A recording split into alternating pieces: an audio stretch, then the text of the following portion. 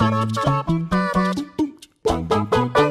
the end of Avengers Infinity War, what were we all left with? I mean, other than the heartbreak and the despair and faces like this. Questions! Obviously, we were left with so many questions, and the fallout from the film has done nothing but pile yet more questions on top of those questions. I mean, it's great for building anticipation towards a not quite a sequel, but also definitely a sequel, but very bad for me trying to sleep at night. Everyone loves a mystery though, I guess, and we're not exactly short of them heading into Avengers 4. Or to put that another way, my name is Adam Cleary, and these are 7 mysteries we need answering for Avengers 4. But before we begin, why not subscribe to stay notified? Ding, ding, done. Number 7, where was Captain Marvel? Captain Marvel is coming. We know that already because she's getting her own movie, and she was paged by Nick Fury at the end of Infinity War. So in Avengers 4, she's presumably going to turn up and just fix everything, we hope. What we don't know, though, is what Marvel's role is actually going to be, or indeed what the message Fury sent her actually said. Now, if it was a catch-all SOS message, does that mean the pair of them were expecting some kind of catastrophe to befall the Earth? And if so, frankly, where the f*** was she? That question in itself is a huge one, and one we're going to get the answer to in her standalone movie. Why did she leave Earth in the 90s, and why didn't she come back for Loki's invasion or to face Ultron? Number 6, why is Harley Quinn involved? Yeah, according to casting information, this absolute pube is making his long-awaited return to the MCU. Now, he was last seen in Iron Man 3 as a childhood inventor genius slash mirror image of Tony Stark slash generic plot device.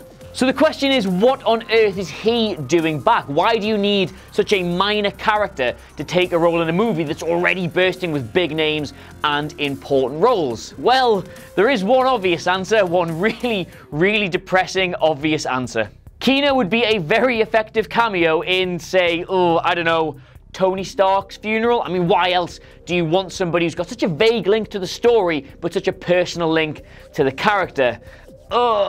Number 5, can Gamora be saved from the Soul World?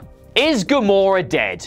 Well, now yes, obviously, absolutely. She 100% is dead. She was taken and thrown from a very high thing onto a very hard thing and landed on a very soft Melanie head. Absolutely 100% medically f***ed. But this was in the Soul World, and it was for the Soul Stone, and it was all vague and ethereal, and we do sort of see her later on in the film, so maybe? Plus, in a Q&A at Iowa City High School, because lol, where else, Joe Russo himself says, and I quote, yeah, it's implied that the end of the film is in the Soul Stone. It's all orange around, and then with the amount of power that it took to snap his fingers, he has this out-of-body experience. So, Gamora's in the Soul Stone. So what do you read into that? That she's trapped in the Soul World? That she's part of the Soul Stone? If she is it permanent? Is it physical? Can she be rescued? There's many possibilities for how she could possibly return in Avengers 4 now, and Zoe Saldana has actually shared information and set photos saying she's in it, so maybe. Number 4, is it time travel or an alternate dimension? This is sort of the big one, isn't it? Set leaks from initial parts of filming show Captain America wearing his really old costume from the first Avengers movie and parts of the Battle of New York, so you assume we're going back in time. But then Kevin Feige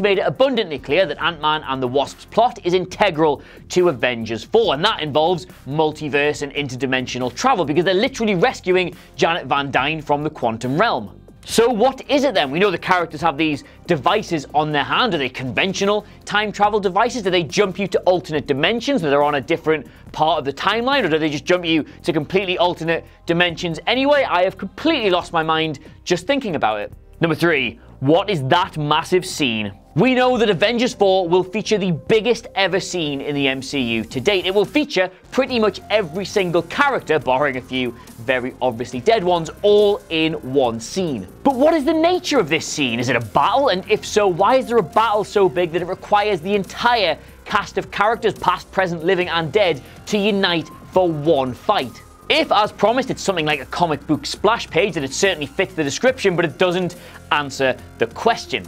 Strictly speaking, this is one of the most exciting things about Avengers 4, and between now and its release will undoubtedly become one of its most hyped moments. Number 2, will everyone return from the dead?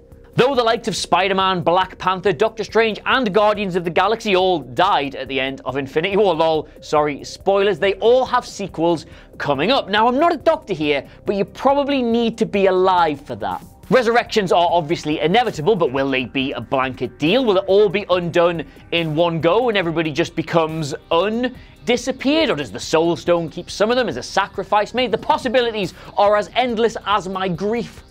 Presumably Gamora will return as she was sacrificed to a cosmic stone, but the likes of Loki and Vision were skewered and exploded in equal measure, so they're probably dead, very dead, dead for good. Basically, there's going to be different levels of dead here, and we're going to need to know what they are. Number 1, will the stones be destroyed, separated, or defended?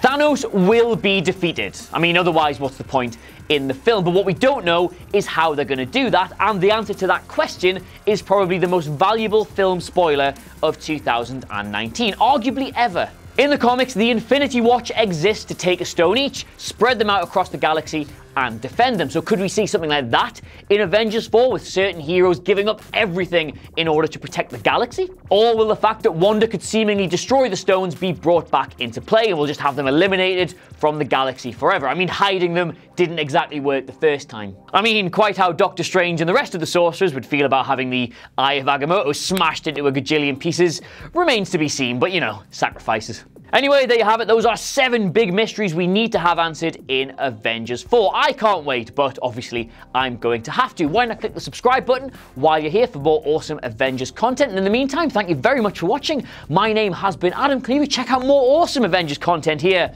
and I'll see you soon.